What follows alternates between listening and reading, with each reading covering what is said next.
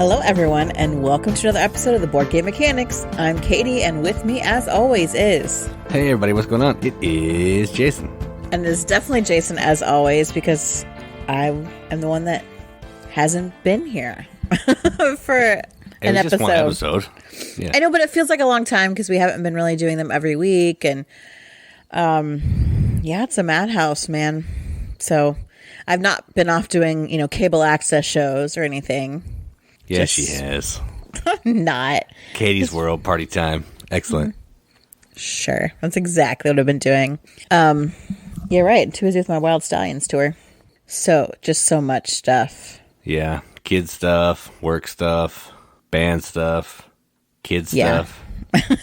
It's... kid stuff.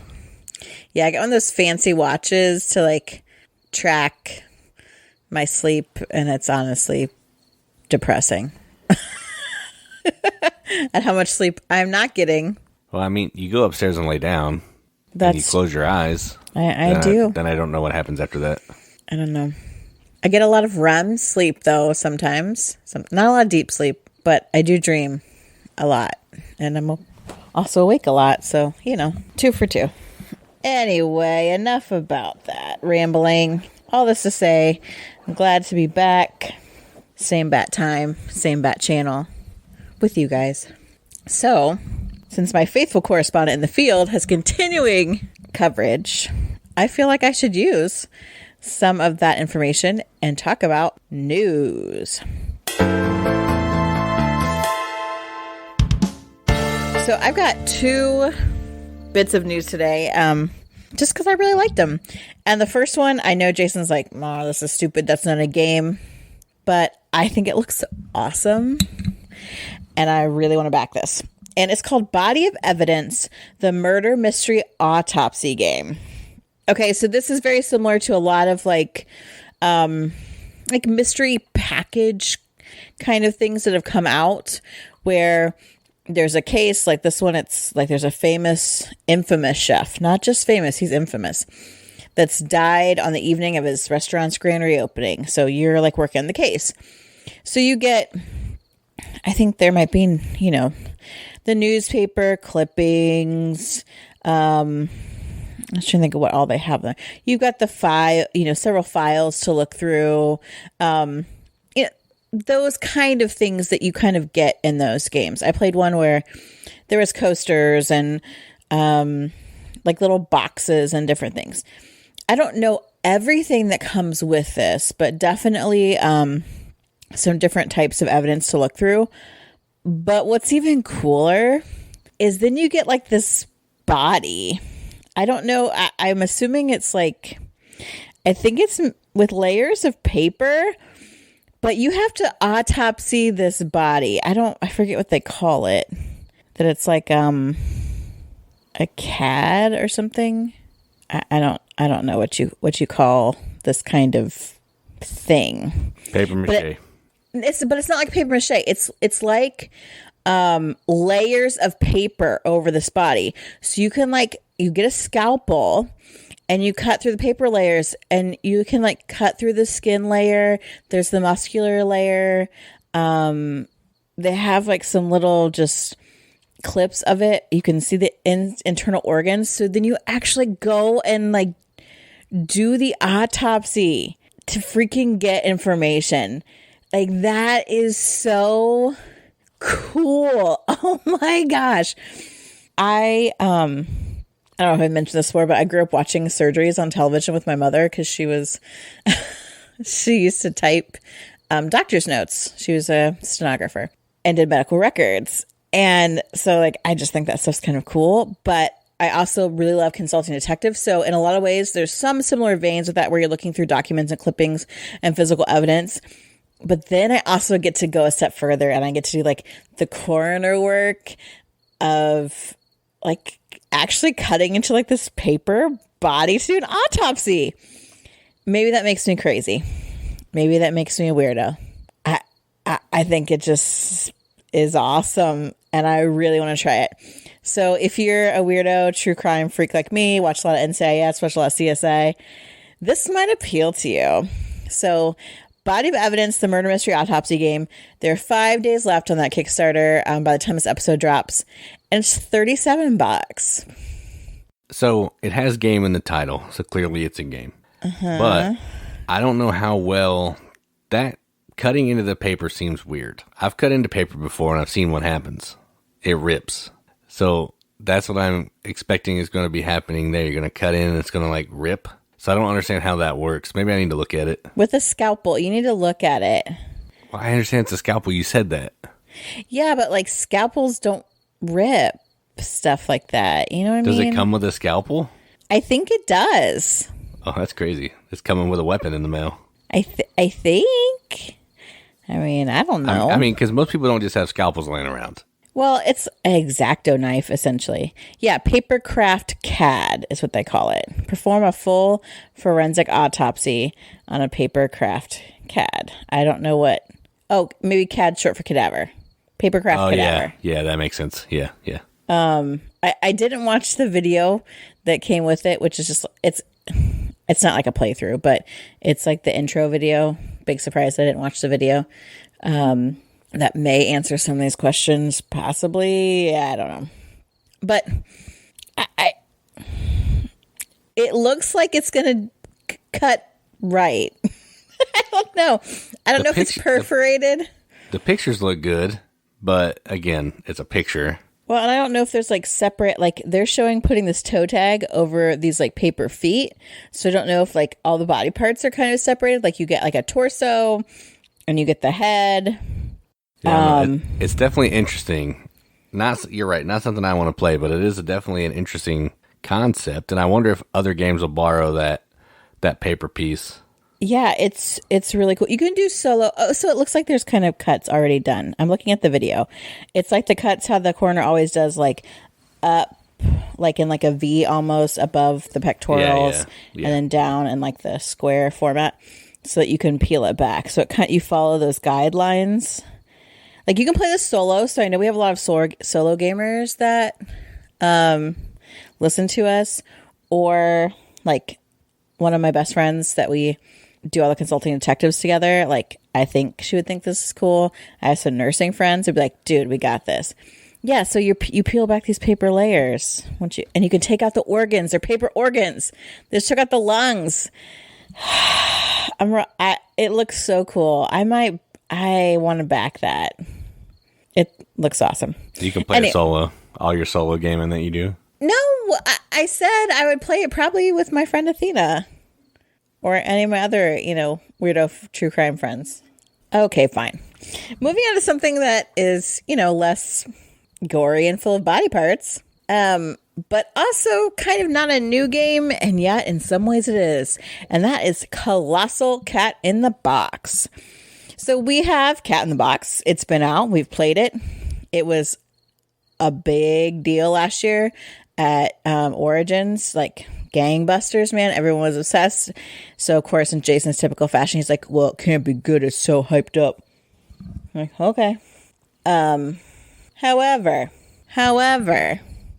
we have played it, and it's really good. And we've played with a lot of people that really enjoy it. Again, as we mentioned a bunch of times, we're from the Midwest. Trick-taking games go over like gangbusters here. It's very easy to get non-gamers into games that are new to them if they have a familiar element, like trick-taking. So Cat-in-the-Box, great. Some complaints about Cat-in-the-Box, Colossal Cat-in-the-Box has fixed. Now, at first, it's like, oh man, Colossal. Like, we saw like a gigantic version of Decrypto at Origins this year, and I'm like, that's really unnecessary, probably. But Cat-in-the-Box, a bigger version, everything is 40% larger as far as tokens go. Those tokens were very small. And it was hard. I am not like to pick them up and move them. So if you're not the most dexterous person, we actually play games with someone who has had like had of the growth plates like taken out of his hands because they just grow so large. So he has some very large hands. So to move little pieces is hard for him. But he would really like this game. And so I think that this Colossal version will actually be helpful for him to play. Also, if you have trouble seeing, which we play with people who have maybe some limited vision, and older people, especially, who know how to play trick-taking games. They are very familiar with euchre and bridge and canasta and stuff like that.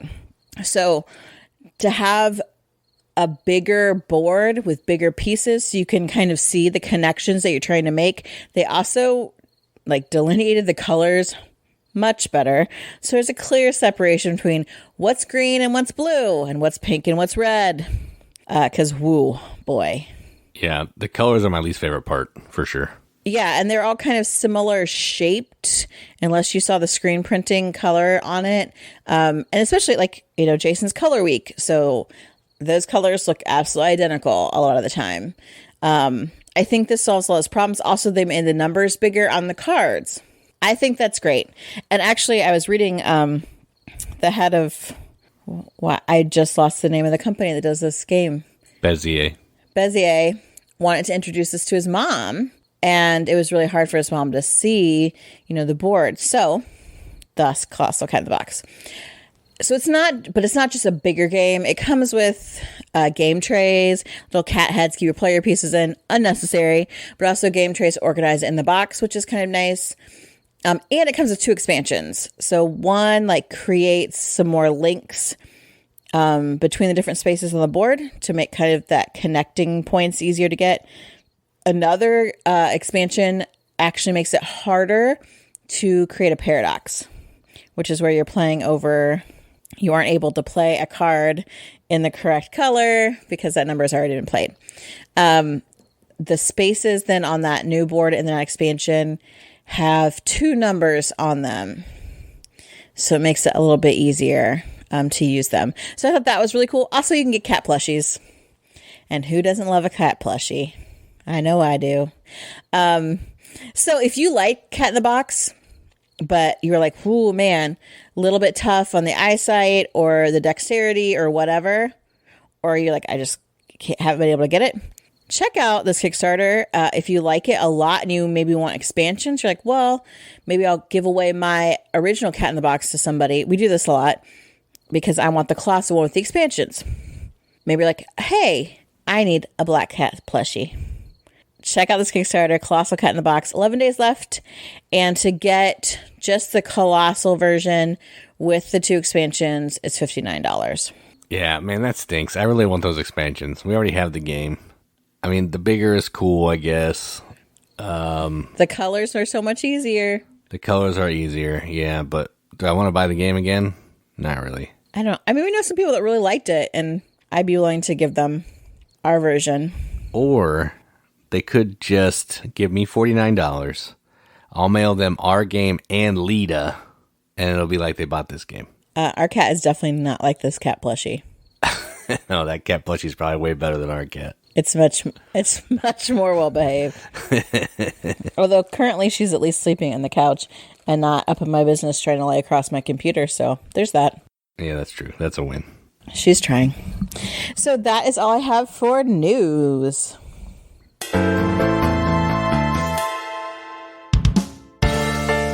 All right, so we're going to talk about some games that we played.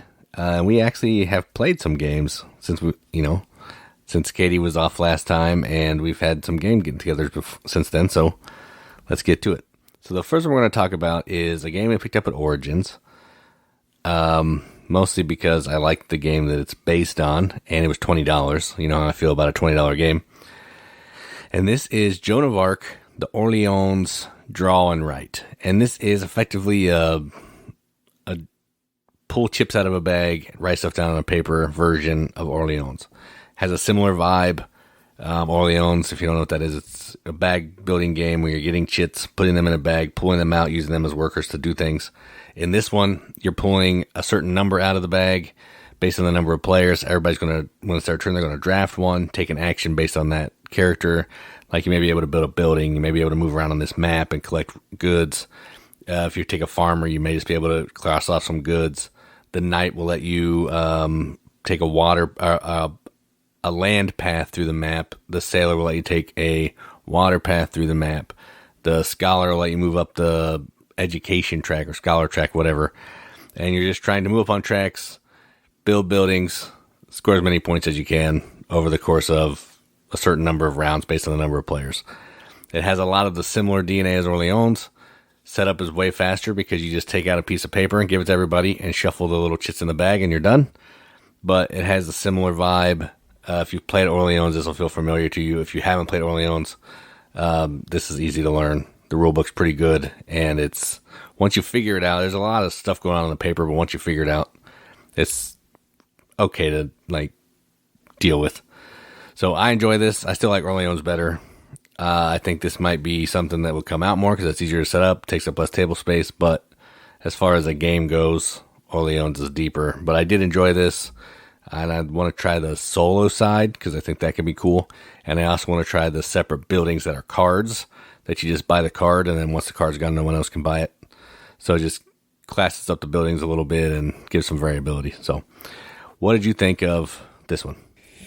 You know, I feel like I'm still not sure. Like, I need to play it again because I found it really overwhelming.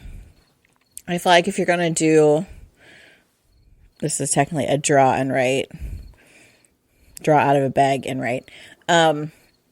Anything like a roll and write, flip and write, those kind of things, I want them to be pretty simple. If I'm looking for an in-depth game, I'll play Orleans. And so this basically made me want to just play Orleans because there was just so much going on that I was like, I don't know what to do half the time. I felt like I just did really terribly. And maybe that was just a first play. I just need to see how it goes and then develop strategy later. Definitely possible. I will willingly acknowledge that. But yes, this will definitely not replace Orleans for me. I get that it is, the setup is easier. So there is something to be said for that too. Like, if people have never played Orleans and they kind of want to, this might be an easy way to start that and then maybe eventually lead to playing the actual board game itself. So jury's still out for me on this one. Yeah, that's fine. I mean, we own it, so we can play it anytime we want. So there is that.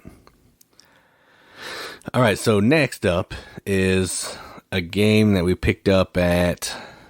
We went out for my birthday on the weekend, and we took our kids on Saturday to an excursion to Cincinnati.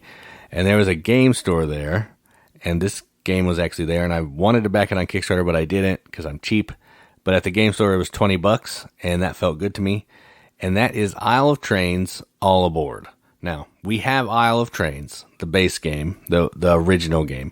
But this is the new shiny one that adds a new passenger mechanism, gives a graphic design overhaul, a nicer production, tweaks a few little rules, and just takes that already cool game and makes it better, in my opinion. So if you don't know Isle of Trains, it's a card game where you are building basically a train in front of you. It's going to have some engines, a boxcar, the coal car, I can't remember what they're called, a tanker, and then a coach so you can carry your passengers. And then you're trying to make certain deliveries with certain types of goods to different cards that are the island locations to score points. Once you've made a delivery to an island, then you can make another delivery to the island to get even more points. You just have to get more goods and all that stuff. You can deliver passengers where they need to go to their certain locations. They have certain colors and locations they want to go to. They'll give you bonuses. And the game's going to end when a certain number of contracts have been fulfilled or a number of locations are full of passengers based on the number of players. You can play cards in your opponent's train to get a special bonus, but you're giving them stuff. It's a pretty interesting game. This one, the rulebook is a lot better than the original one. It was a lot easier to relearn with this rulebook. The original one was not good, but Dice Hate Me has never been good at rulebooks. So, yeah. So I really like this. The passengers add a whole ton to it. Gives you a whole other action you can do, a whole other thing you can do. It looks nicer. I do like the cartoony look of the original one, but this one does look more legit. And I really enjoyed this, so I'm glad that we snagged it up. So how'd you feel about this version of Isle of Trains? Yeah, I actually do like the cartoony version, artwork on the original a lot. I like it too, for sure. I like it. Yeah, I just think this one, it seemed too short. Like, just when we were starting to do stuff, I'm like, oh, it's over. But then again, there's a lot of turns where I'm like, well, I just took some cards. I think, I don't know if it's because it was only the two of us. So maybe playing with more people kind of changes that dynamic a little bit, because then you have more people's cards that you can put your stuff in and get the rewards from. But this one, like, since you're delivering stuff and that's part of getting this place on the map, I feel like it seems like a bigger deal to give it away. I don't know. I feel like I like it, but I'm just not sure. Yeah, I mean, it says on the box that it's only a 30-minute game. So I remember the original one. We were just getting into it after we figured out how to play it, and then it was over. So I think that's just kind of how the game goes. And I think my one negative about it is the passengers could speed that up, because you could just get a bunch of the same color passengers, deliver them all really quickly, and progress that train marker, and the game's over. Right. So right. It's possible that the passengers could make the game go shorter, but again, you could not do anything with them the whole game if you don't want to. You can focus on just getting resources and all that stuff. So yeah, I don't know. I think it just depends how we were playing it. Well, and I mean, I guess it's a viable strategy, like to see if just going passenger heavy is the way to go before other people are completing, deliveries. Yeah. The weird thing is a lot of the passengers, though, don't give you a ton of points. Right. So that's kind of the trade-off. You might get a bunch of cards, but if you're not doing anything else, you're not going to get any points. Well, but if you stop in the game before the people get a lot of points. Oh, that's true. I don't know. It is really short, but I guess if I go in the mindset, if I want a longer train game, there are other games that do that. This is just, I think, a little filler. So. And those games all have designer Martin Wallace. No. Brass. I was thinking, I don't know, Alan R. Moon. Ticket to Ride, yeah. That's probably a better one. Is that his middle initial? I don't know. Yeah, Alan R. Moon, yeah. Okay. Good job. Yay, me! All right, so next up is another game that we picked up on the birthday weekend. And this is a card game version of a game that we love. Well, I think you love it. I love it. And the card game version is called Camel Up, the card game, and that's the card game version of, wait for it, Camel Up. No. So this is actually the second edition of this game. We have the first edition, Camel Up. This is the new second edition with the artwork from, I think, Quanchai Moria does the art. I'm not sure. No, Chris Quilliams, whatever. The same guy that does the second edition of Camel Up does this one. And this is effectively, it's supposed to be a faster version of Camel Up and smaller, but it's a pretty big table space, a table hog. It's all cards. So you're building, if you haven't played Camel Up, it's a game about racing camels. They stack up on each other, and you're betting on who's going to win, who's going to lose, who's going to be in first place at the end of a lap, and all that kind of thing. This does the same thing, but you're building the racetrack. Instead of it being a board, you're building it out of cards, and the number of cards depends on the number of players. And then you're going to be moving the camels instead of rolling dice with cards. So that's where the game is kind of different. Every player is going to get a certain number of cards. They're going to discard some. They're going to put some into the racing deck, and then they're going to have one face up in front of them. The ones that are in the racing deck are going to determine how many spaces each camel is going to move. So you can control a little bit. You're still at the mercy of the cards you get dealt. You can control a little bit which camel you want to move. You're going to have some information about what's going to move. And you're just trying to bet on who's going to win, who's going to lose. And in this one, it actually adds, if your camel's in third place, if the camel you pick is in third place, you get some extra money. And this also has a crazy camel, which is going backwards, where if the camel lands on top of that, it can get carried back to the back of the track, which is crazy, hence the name. But yeah, it's good. I don't think this is better than Camel Up by any stretch, but it's different a little bit. It gives you a little bit more control, takes some of the randomness away.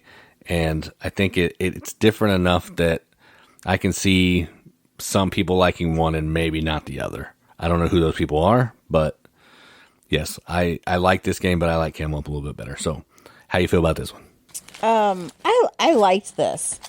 Now, no, I would never replace Camel Up with this. But it is quicker, and then to pack it and take it somewhere, which we often do, just this box with the cards and the camel. And it doesn't sacrifice my favorite part of Camel Up, which for me is the chunky little camels that stack up. I know other people, it's the pyramid, so this would be disappointing to them. But hey. I do love the pyramid. Yes, you do. But I think it's really good. I think you get a lot of the good things that Camel Up has to offer in just a little bit quicker. And again, we played it at 2 people, so I'm interested to see it at a larger group count as well, just to try it out. But yeah, I liked it. Yeah, it's good. I kind of wish we had the original version just because it matches our Camel Up, but that's just a side point. It doesn't really matter. This game is better than that one because it added the crazy camel and has some cooler art. But yeah. Oh, so there's an original card version? Yeah, it's called Camel Up Cards. Oh. It doesn't have the crazy camel, and I think they added a couple, like one other little rule. But essentially it's the same, but it has the same art as our Camel Up. The weird cartoony, more cartoony stuff. Well, it matches sort of the Camel Up off-season look. Yeah, it's the same artist for that too. Yeah. So. All right, and then the last one we're going to talk about is actually not a game that we own. Our friends Brendan and Josie backed this on Kickstarter. It's from Flat Out Games. It just delivered not that long ago, and it's called Fit to Print. And this is a game about cute little woodland creatures making a newspaper. They're trying to make the front page of a Friday, a Saturday, and a Sunday newspaper. Sounds easy enough, but this is a real-time game where players have either 3, 4, or 5 minutes to grab these different shaped tiles that are either pictures, ads, or articles, and you're trying to place them on your paper following certain orders. Pictures can't be next to pictures, ads can't be next to ads, and certain color or the same color article cannot be next to the same color article. So you're picking up a tile, you're looking at it. If you want to keep it, you put it on your desk. Otherwise, you throw it back down in the pile. Someone else can take it. And then once you have enough tiles of what you're looking for, you're going to start building, which is the layout phase. You're going to start putting your pieces on your paper. And what you're trying to do is you're trying to score the most points over 3 days by getting articles, pictures to score extra points and all that kind of thing. But my favorite part of this is the ads. This is one of those games where if somebody doesn't do something, they automatically lose. So if you fail to produce enough ad revenue, or if you have the least ad revenue, you automatically lose. So all the while you're trying to score points, you're also trying to make sure that you're staying up on the ads, because you'll be eliminated because no one wants to buy space in your paper, and that's bad. So I was worried about this game. I thought I was going to hate it. I don't love real time. And it's a weird spatial puzzle because you can't lay pieces on your board. You're just eyeballing it. So you have 5 minutes, you're picking up tiles. They're all versions of squares. They're squares and rectangles. And you're looking at your board, seeing if stuff will fit. You're trying to make it work. You're trying not to break the rules, all under this 5-minute pressure that you have. But I actually did really like this game. I played it 4 times, 2 times, twice each. And I had a great time every time. I would never play it at 3 minutes. That's insane. There are some alternate versions that you can play where everybody takes turns. I think that might be a little boring, but it was enjoyable. It's a cool little puzzle, cute artwork, nice bits, and I like it. So how do you feel about Fit to Print? Okay, so you played this twice. 2 times, both times. Yes, correct. So after Jason played this the first time, he and our friend said, "You will hate this game." And I was like, "Oh, okay, glad I missed playing it because I was gone." So then we played it again with a different group of people, and he's like, "Hey, you gonna play?" I'm like, "I thought I was gonna hate this game." He's like, "Whoa, no." I'm like, "All right." I am intrigued by the puzzle element of it. Taking these different tiles especially for me, when I'm spatially challenged, I have no idea if I'm close to fitting them on or not. Like, zero clue. None. It's real bad. So I feel like if I play again, my Friday paper will still be really bad. Friday is really hard. Either way over or way under, because then I use that to kind of think about, okay, well, I know it's bigger, so I can either have more or the same amount to try to balance it, but I'm just not. I just am terrible spatially. But there are other things that I can deal with, like looking for ads, looking for pictures that will score off of what I have, trying to balance the mood of my paper. Those things I can control. So that helps keep this game from being completely falling flat for me, like just hating it. The spatial stuff, like once I start laying stuff on the paper, it is where it is. I'm not going to suddenly shift everything around and make it fit magically differently. It's probably not going to happen in the time frame. But like, it's nice that there are different things to think about that can help overcome some of that. So I didn't hate it as much. I like the idea. I like the theme. I think that's real interesting. I think it's kind of funny and cute, and like the advertisements and stuff, and the articles are kind of parodies of things. So I surprisingly kind of liked it and would definitely play it again. Yeah, it's definitely not what I was expecting the game to be at all. I thought it was just going to be a regular polyomino game, but when I was reading the rules, I was like, oh man. But then we played it, I was like, okay, yeah, this is good. It's not my favorite game in the world, but I did have fun times playing it for sure. Yeah, I'd rather have this than the fiction game we picked up. Like, I basically read them backwards, I think. Yeah, fiction, that might be a giveaway game. Yeah, for sure. I feel bad for whoever gets it. So yeah, aside from the game that we didn't play that I don't know why we're talking about, those are the games that we played, and we will just keep moving on.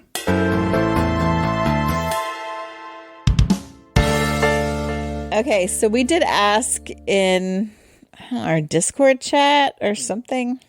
Where did we ask? I think it was Discord.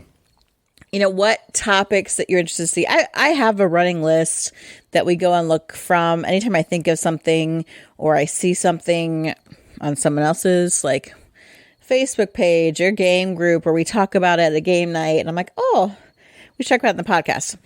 I do put it on this note I keep on my phone. But, you know, we want to know what you guys want to talk about. And someone brought up, I wish I could remember who it was. It was, his name on Discord is Molten Ryan. Okay. I know his actual name, but I won't say that. So we'll just leave it to that. They suggested that we talk about gamer burnout. And that's kind of something that's been bandied around a bit. And I think that there are different causes for it. And, you know, something that we try to combat ourselves as well. So we're going to just kind of, we don't have like a top 5 list or anything. But we are going to kind of walk through gamer burnout tonight. So, babe, what is your definition of gamer burnout when someone throws that out, or when you talk about it yourself, I guess? I mean, I don't get the burnout, but if never, I get, you are not gamer burnout at all. I don't think I've gotten it. I get burnout on individual games. Okay. But I don't get burnout in total. So let's just talk about individual games. When I get burnout, it's usually due to playing the game too much, hearing about it too much, watching too many videos on it, because I've done that to myself a couple times. I've watched a bunch of stuff, and then by the time I play it, I'm like, this isn't really that good. But, yeah, so I just think it's too much of a good thing. That's what I say burnout is. But I don't know if that's what you would define it as. But for me, when I get burnt out of a game, it's because I played it too much, because I liked it a lot, and I'm just done. Wow, that's absolutely not at all what I was thinking. For me, gamer burnout is more like a general kind of with the frustration, with the hobby, with the industry, you know, things that contributed for me are people who are out there supposedly doing like unbiased reviews and, oh, let's take an honest look at this game. And they're just shills for the publisher. I hate that. That makes me be like, I can't trust anybody. Well, so that's hobby burnout. That's what I mean. I don't mean like a burnout on a game. I mean like a gamer burnout. As a gamer, I am burnt out. Right. Okay. Got it. Well, I don't get that. I get irritated with some of these things we'll talk about later, but that doesn't burn me out. I still want to play games. Oh, I was like, you bring this stuff up all the time. Yeah, all this stuff we're going to talk about is super obnoxious to me, but it doesn't make me not want to play Orleans anymore. So, yeah, but we can get to that. You can keep giving your definition. So that's kind of what I mean. Like, for me, I guess maybe I'm more prone to being burnt out in the hobby.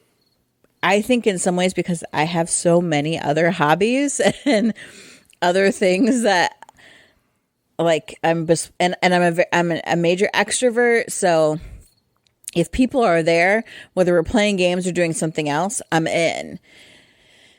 So if I get burnt out on the hobby, it's easier for me just to be fed up and absolutely walk away. For me, things that contribute to it, it's content creators. I get irritated. There's so many different things I'm irritated about by content creators, and I'm sure I've gotten on that soapbox many a time. But I'll do it again. I do. I hate that. I hate it when I see people are like, that. I know that you don't like that game, but I know that they either, number one, paid you for the review, or number two, you want them to keep, featuring your reviews and all this stuff and giving you these things and making you whatever board game famous is. And so you won't give your true opinion. How can someone else who wants to know, should I buy this game or not, actually make any kind of real decision based on you blowing smoke up that publisher or that designer's butt? I can't stand that. And that makes me want to be like, I'm done. Like, why do I even play board games? Why do I want to hang out and be a part of an industry, especially as a content creator, with other content creators that are doing this nonsense? Because I refuse to. I'm not. I want to be able to say, this game sucks. I don't like it. You get mad at me. And that's, I guess that's the other thing. On the flip side, as a content creator, I get mad when publishers get butthurt when I say I don't like their game. We've had that happen a few times. Yeah, I'm entitled to an opinion. It's not like I hate olives. God's not mad at me because I hate his olives that he created. I mean, what? Come on. Get over yourself. I think to go along with the content creators is the call to the new piece. And it's one of those things where you'll hear about this game for 6 months before it comes out. Once it comes out, when everybody can get it, not a peep. So you're driving all these, hype engine major. Yeah, you're getting all this stuff, like the hot new games coming out. Everybody's going to love it. We're going to make 52 videos on it. Then once it actually is released, you never hear about it again. And that's kind of the thing that, like, of all these things that are on this list, that one's the one that bothers me the most.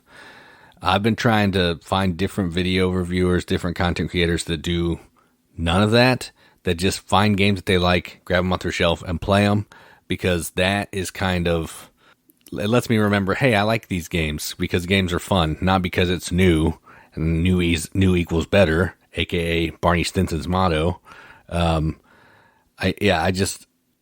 It doesn't have to be new. You don't have to always chase the hype. You can just play a game because it's fun. And I think content creators are one of the biggest reasons for hobby burnout, in my opinion, for sure. Well, and that breeds like the insincerity, like, oh, this game's so awesome. This game's so awesome.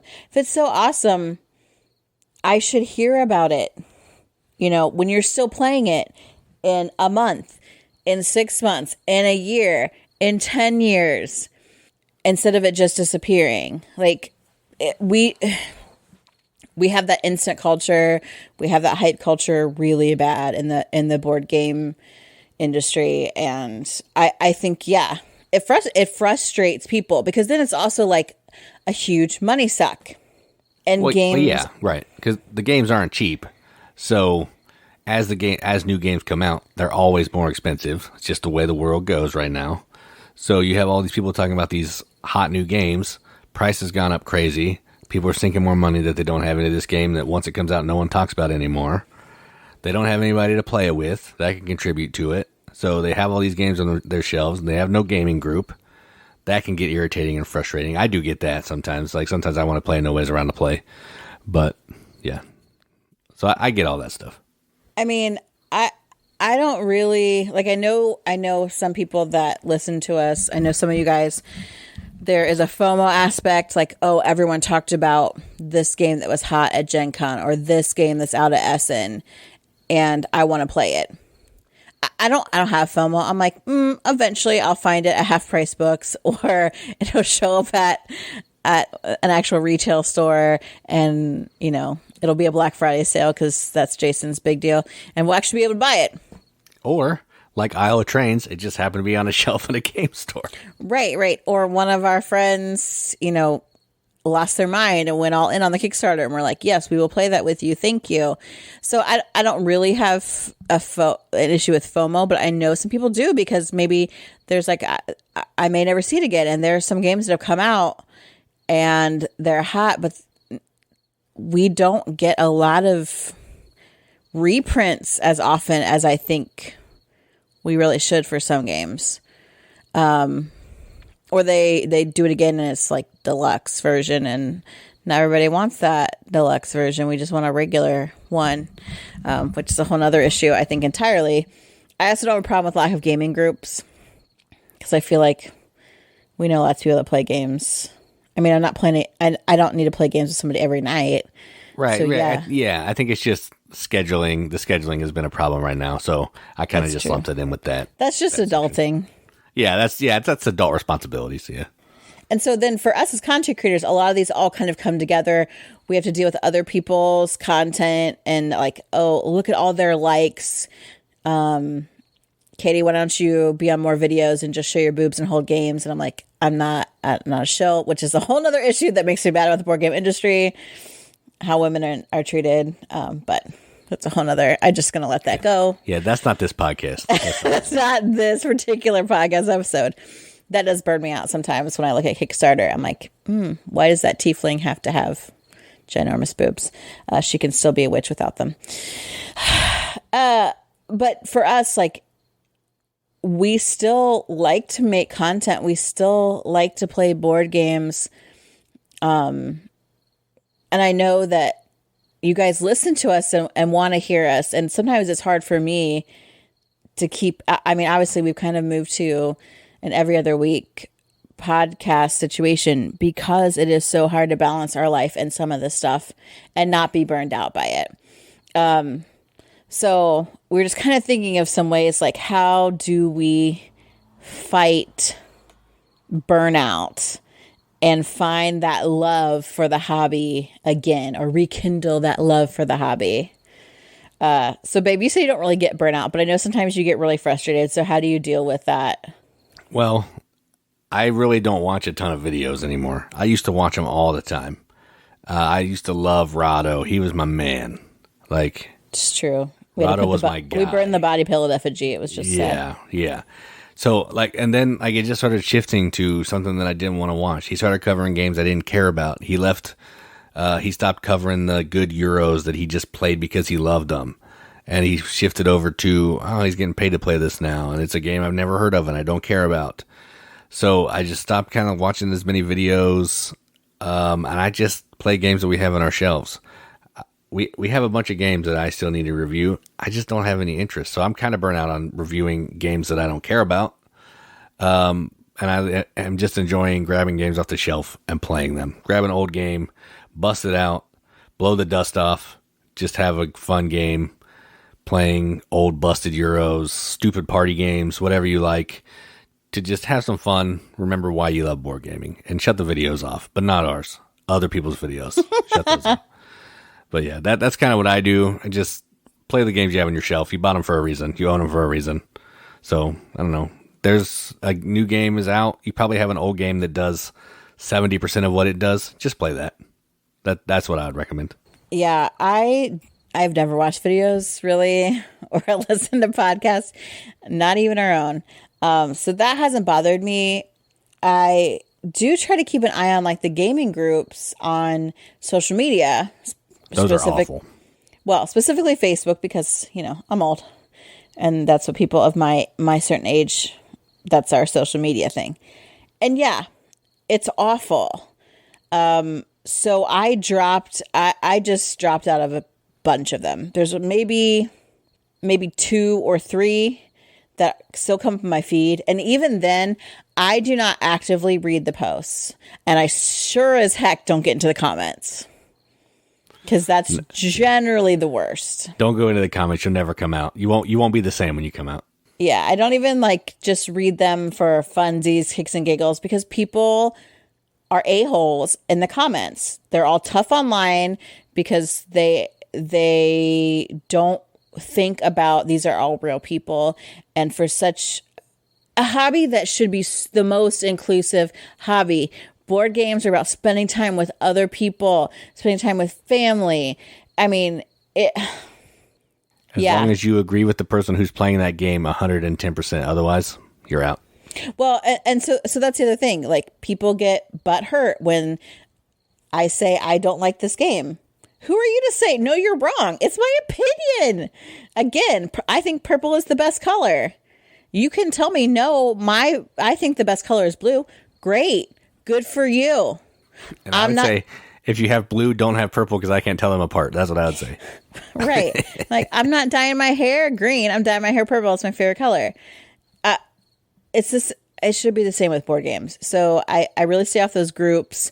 I don't read comments to like our podcast or Jason's videos, because I will probably go after people on the internet because that makes me mad, and I don't put up with that.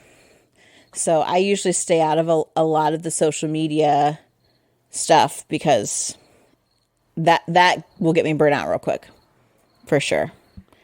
And babe, you mentioned something that I think for us has been really great, and because we're content creators, I feel the pressure to talk about new stuff.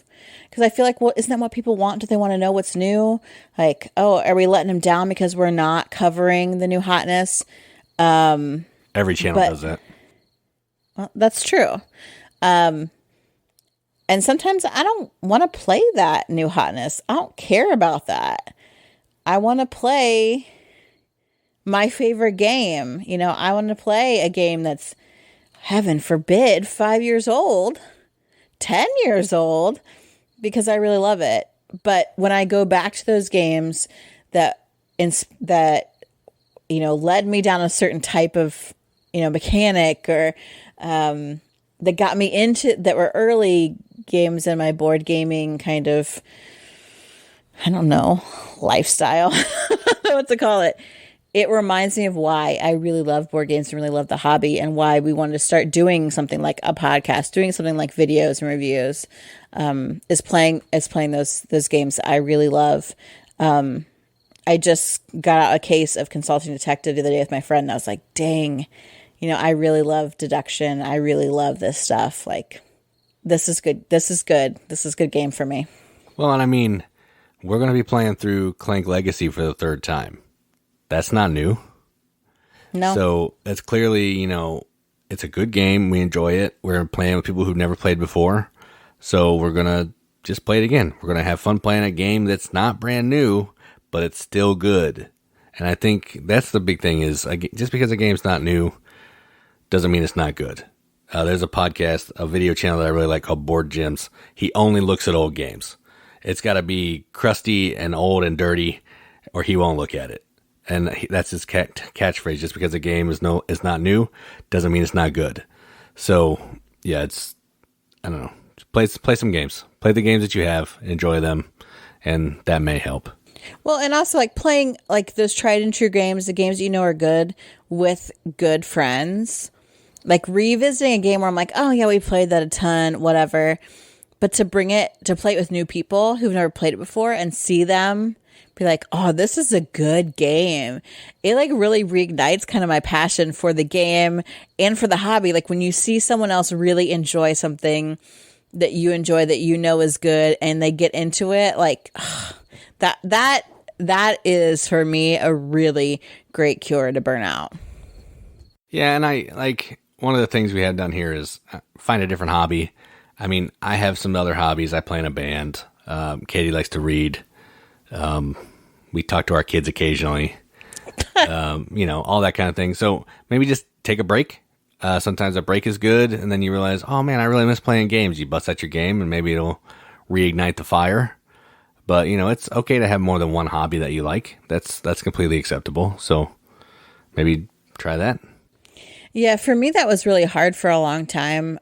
Even because I'm like, oh, you help host a podcast for board games. I'm like, yeah, like, I don't know, 5 people listen to it or something. But I feel like the pressure, I think it's because I'm like the end of the Gen X era where it's like, oh, don't be a poser. So like, I feel pressured, like, oh, I'm not all in on board games. Like, I don't watch all the videos, I don't listen to all the podcasts, and I don't, play all the games. I don't play solo games, and sometimes I just would rather read than play. Like, oh, you're a poser, you shouldn't be doing this. And but board gaming shouldn't have to be that tightly wound. There's something really great about being able to say, hey, we've got a quiet night. Let's grab some people and play, or let's pull out that game. Let's play a game with our kids. That connection is really great. And when you really want to play a game, I feel like automatically that makes up for a better experience than when you're forced to, or when you don't want to. And even if it's a game that is super light or super stupid, like, yes, Jason hates party games. He will rant and rave about those. But sometimes that's just like the fun thing that you need to kind of get away from the serious hype and get away from the burnout and just have a good time. And I do play them too. And I don't make a big deal about it. But I would rather not, but I will. Well, and there are some people that, that's how they came into the hobby, is playing Happy Salmon or playing Cards Against Humanity or whatever. And you go and spend time with family members, and that's what they want to play. Those games can be fun too. Do I want to play them all the time? No. But especially if you're going through like a season where you're like, I'm just so over the industry, the machine, what board games have made into, even just playing cards. I played euchre at my friend's birthday party like maybe a month ago. I hadn't played it in a long time, and it was just me and her family. She's one of 5, so there's always a ton of people there, and I'm just another one of the family members. So everyone's like, okay, you get a partner, and we'll start. We got one table, so it's tournament style. Winner stays. So her dad and I partnered up, and we beat the last championship partners, and we were ready for another one.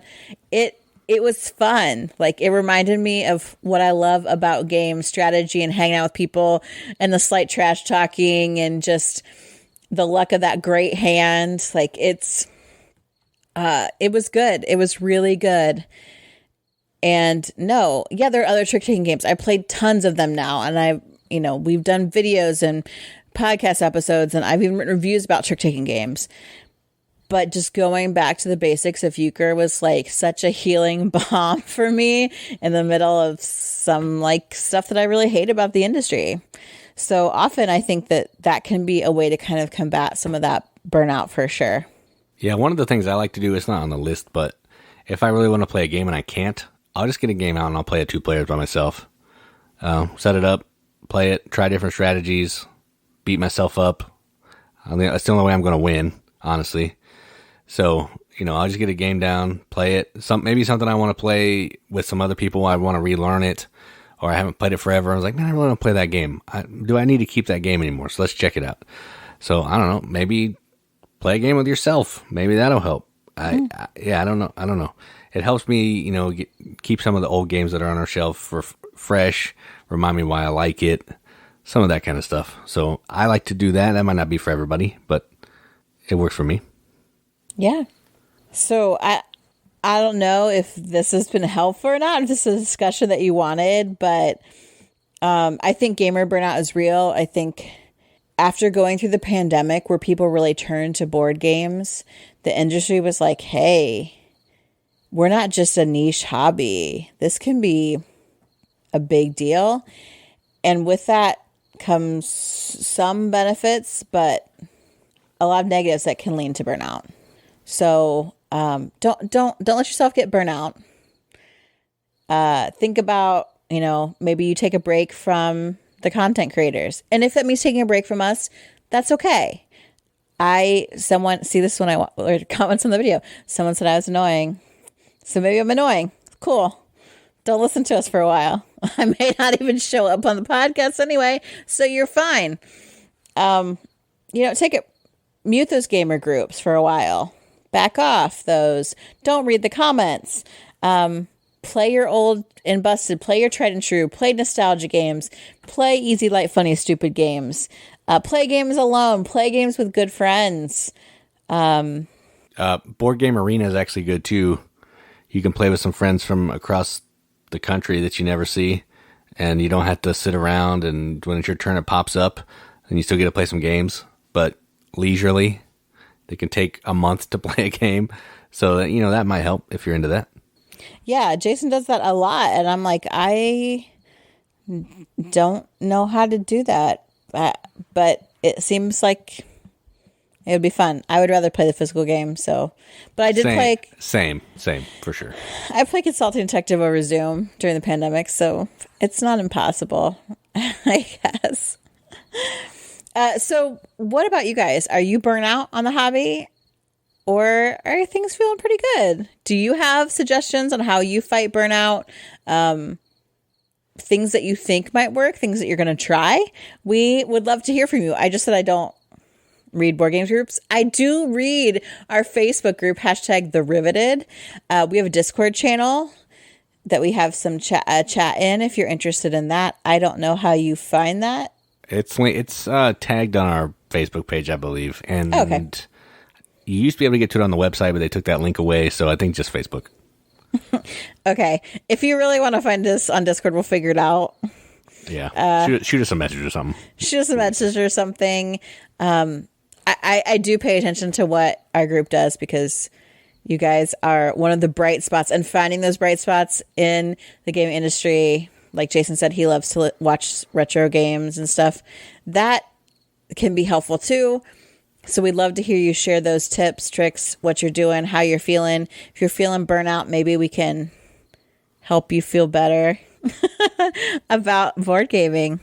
Yeah, and I'll do my best to try to not help with that burnout. So I'll try to keep showing different games, just having fun, playing games that I like, because I think that will help. If I like it, then, I'm clearly, maybe you'll like it too. I don't know. Yeah. And it's okay if you don't like it, because we're not going to yuck somebody's yum. I don't care if you don't like it. I like it. All right. Well, I think it's enough rambling on my part, but thanks everybody. I've been Katie. And I'm Jason. Keep gaming, everybody. Keep gaming. Unless you need to take a break because speaking of burnout.